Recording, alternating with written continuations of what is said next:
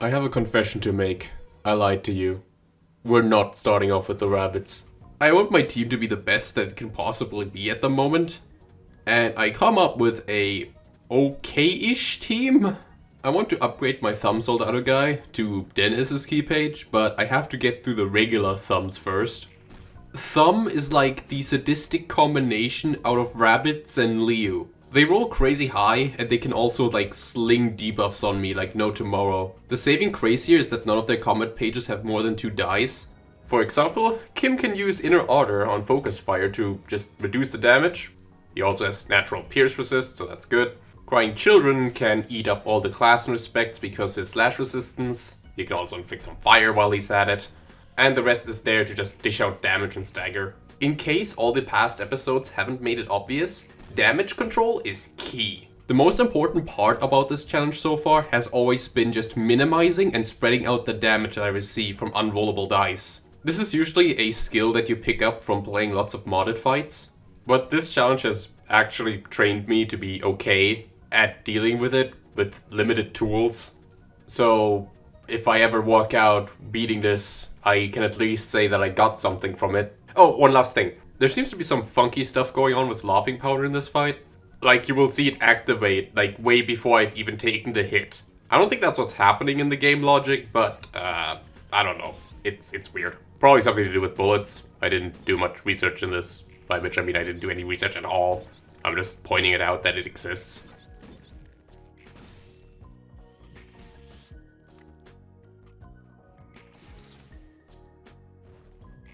Is it commons time? I think it's commons time. So my philosophy of if a mod lands on YouTube will be if there hasn't been made any vanilla onlys on it. Because other than that, I can't really add much of substance to it. Doesn't help that my teams that I use for modded content tend to be rather cookie cutter. But if for some reason people are just really eager for me to react to modded content, then just, I'll guess I'll do it. Why are they called nuggets? Because that's the only thing that'll be left when nothing there is finished with them. Apocalypse Bird foreshadowing. These two basically asked what other challenge runs I would do after this. And I do have something planned. Once Archipelago releases for Ruina, and if you don't know what that is, it's basically like a multi-game randomizer that allows you to randomize multiple games into one session. It's really cool and I highly suggest you check it out. I'll leave a link in the video description. I want to gather up just a symmetric fuck ton of Runa players. Good or bad, doesn't really matter. And then we all just beat Runa together. And it'll be awesome. Probably. But for that to happen, we just kind of need to wait for AP development. No pressure on the dev. I'm sure you're doing fine. Other than that, I don't really have any ideas for any mods or runs. I want to make more yapping videos where I talk about some page and mechanic in the game. Those are fun to make. I like those. My biggest complaint is that they dropped development because they made a fucking gacha game. For real though, my perception of Runa after 500 hours has become a bit warped. Runa was clearly designed for a more casual audience, so my views on it will definitely clash with that philosophy. But a point where we can all agree on is that the early game fucking blows. Everything up to Urban Nightmare feels like an unintuitive slog to go through. Personally, I say everything up to Star of the City is kind of meh, but people will get upset if I say that. Page draw and light gain should be introduced way earlier in the story. No charge doesn't count. Also, after having played a lot more card games, I feel like there's a missing complexity to using key pages. PT is such an outlier in this game because her skill ceiling is just way higher than any other key page. But that is like a whole different discussion that I am not willing to have at the moment. Some people have been asking me about my favorite floor, and it's philosophy. You don't use the lot in vanilla, but for modded content, it's pretty good. Ding ding ding, someone got it right. Yeah, I do call key pages that have very little passive attribution slot Limbus IDs. Again, it's a very blank term. Don't think about it too much. But the food analogy goes, Runa hands you a bunch of different lemons, and you're supposed to make lemonade with them. And you can take all these lemons and make the best possible lemonade you can possibly make. Or you could go apeshit and just take a bunch of rotten lemons and suddenly still make lemonade with it. The point is, you make lemonade. And Limbus just hands me gallons of lemonade and I'm like, this is cool, but I want to make lemonade myself. I understand that that view is very dumb and only really resonates with you if you share my own personal beliefs on video games, but there you go. That is why I call them Limbus IDs. What did I do? Alright, enough comments. Back to clobbering people.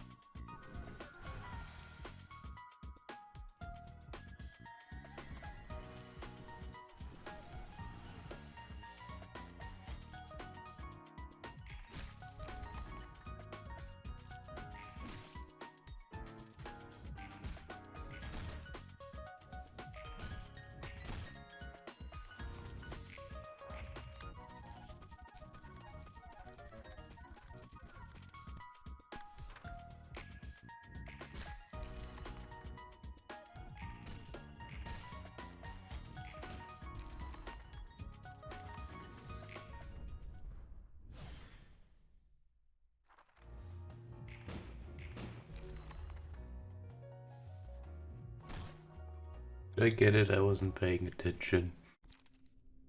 Alright, I give my team an entire overhaul and do some optimization on their decks. I also bring back Smoke Kim for some reason. I swear he works like 20% of the time. Alright, what makes our Corp so miserable?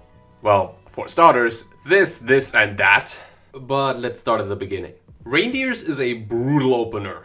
So brutal in fact that I'll have to use an entire floor just to weed out some of the reindeers. With the help of Full Stop, I hope to at least kill 3 of the reindeers to make the opener a lot more simpler on Netzak's end. There's also Maxim, who just happens to be, and I think is optimal. Really, I just needed somebody with blunt resistance to take some whips if need be. I didn't show me getting Maxim actually. But basically I just did it exactly like in this attempt, but I just died in the last act, so boo womp.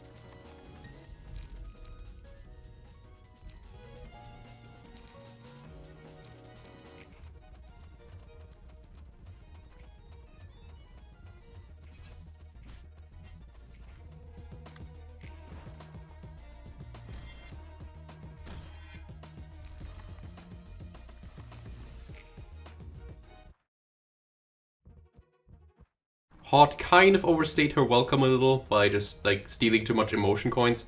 But courtesy to min roll coins, I still can get a lot of emotion levels just from these two guys.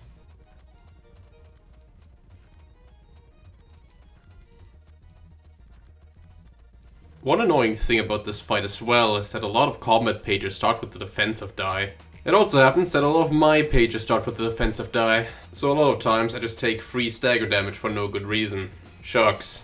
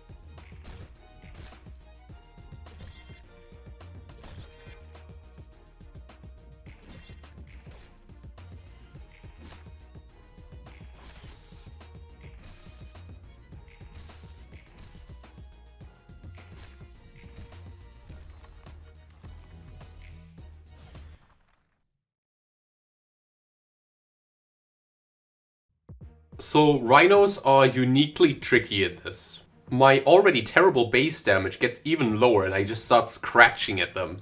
Maxim in particular causes pretty bad headaches just because of Maxim Crash. This is why Crying Children is here. He's insurance against Maxim. In case he gets too much protection going on, he can deal true damage with Burn.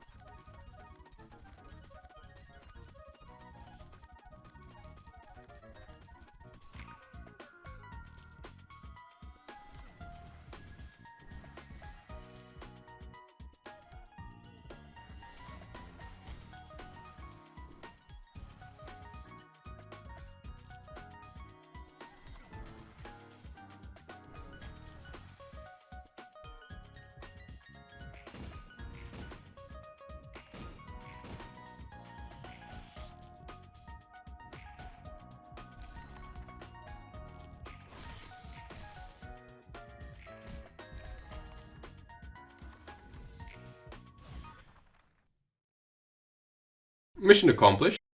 Act 3 is also tricky. The mark that Nikolai leaves is also just a death sentence for everybody that gets pinpoint shot.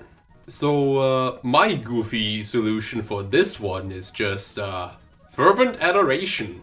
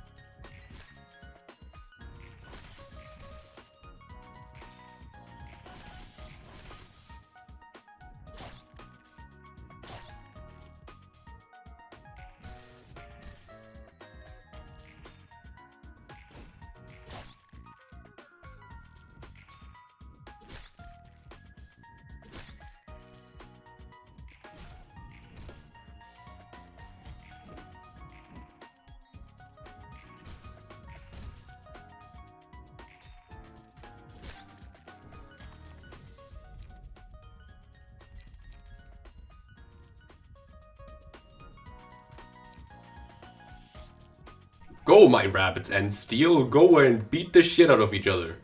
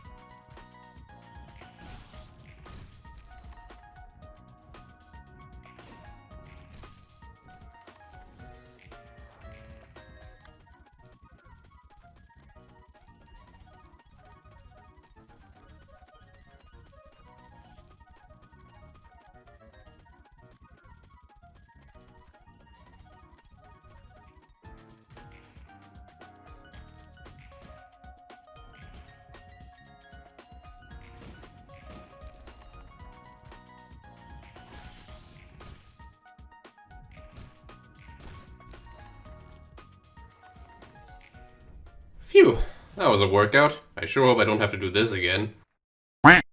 Thanks to emotion level bonus, I actually did get Nikolai's book. And now that I have a tier 2 that isn't Dennis, I can also access some of the tier 2 general reception.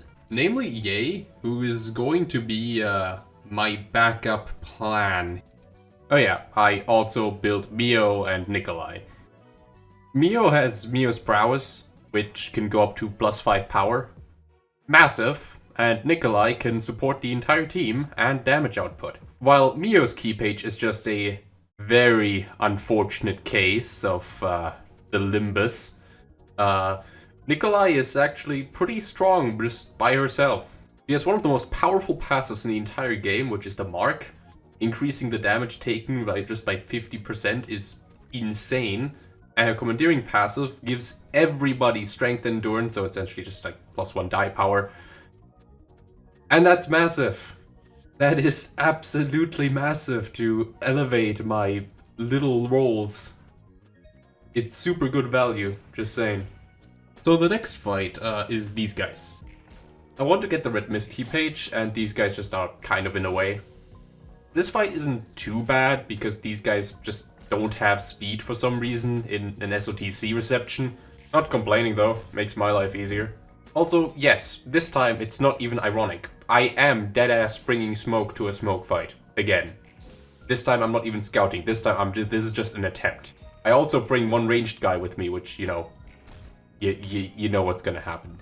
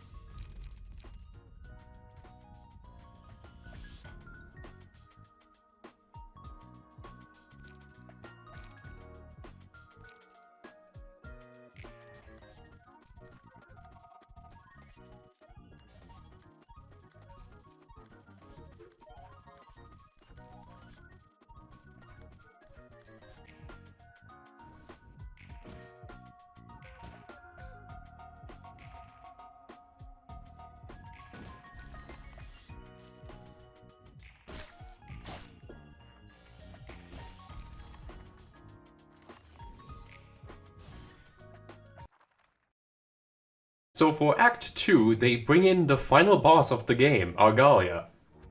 A very much nerfed version of Argalia, but still Argalia. He is still just immune to range damage, so my thumb guy. He is still very much immune to range damage, so Dennis is not going to do much to him. But he's still going to apply every debuff that he inflicts, so, you know, it helps him pin Argalia down, making sure he doesn't roll that high with his mass attack.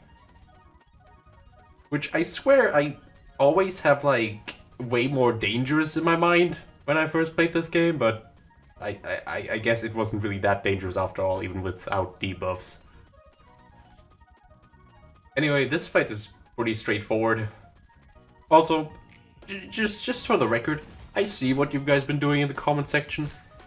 You guys are mean, you know that? You're meanies. Meanie.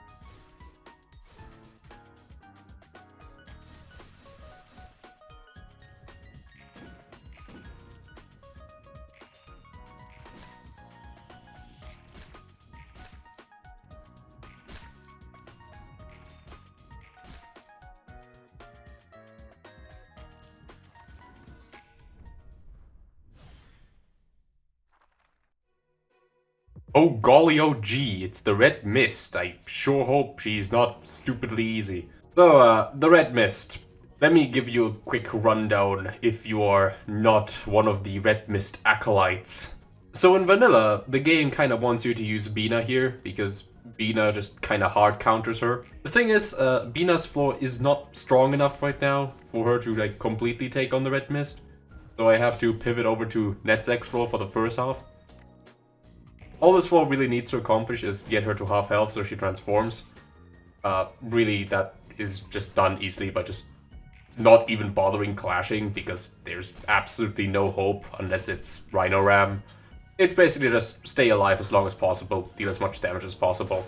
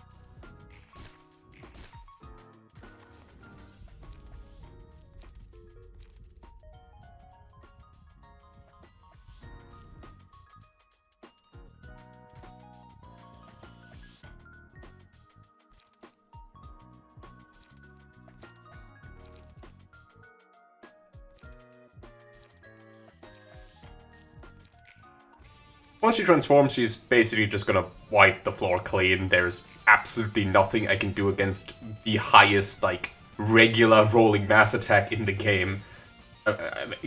Not Climax. Climax doesn't count, shut up.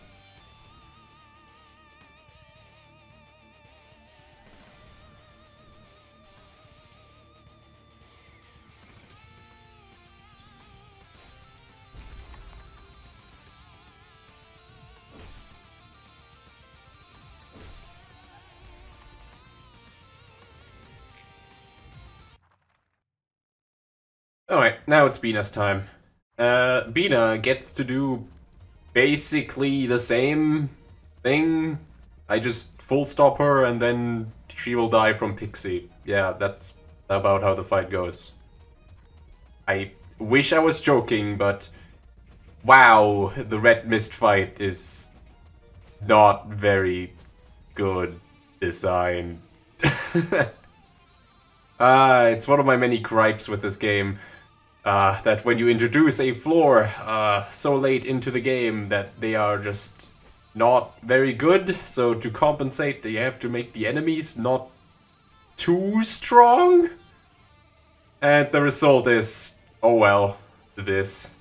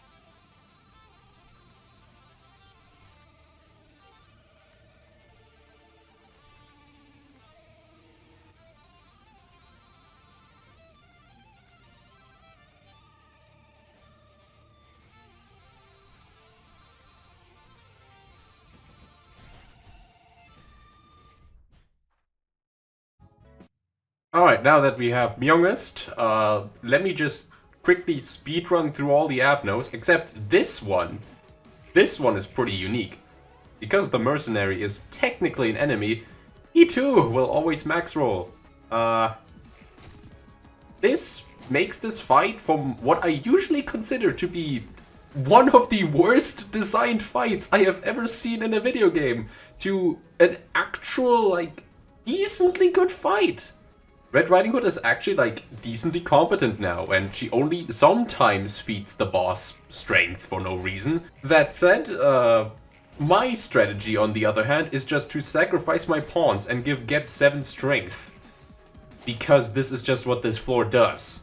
For the most part, if it's not breaking the game with, you know, that one. Nonetheless, this doesn't, you know, take away from the fact that this fight is utterly ass, because, you know, having your win condition inherently be dictated by an AI that you cannot control is just not very good game design, let me tell you.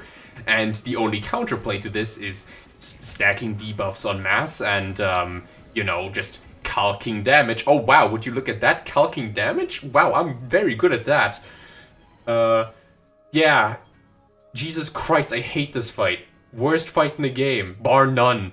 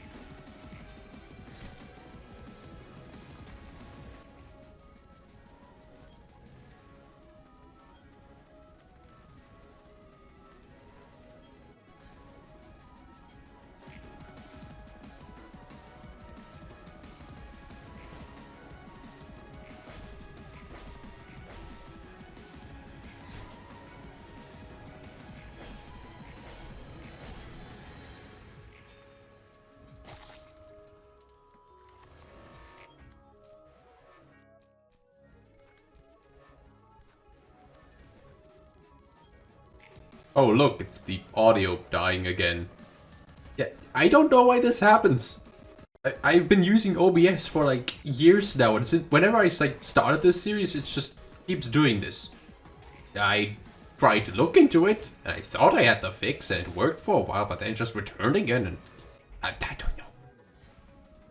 Man, recording software sucks.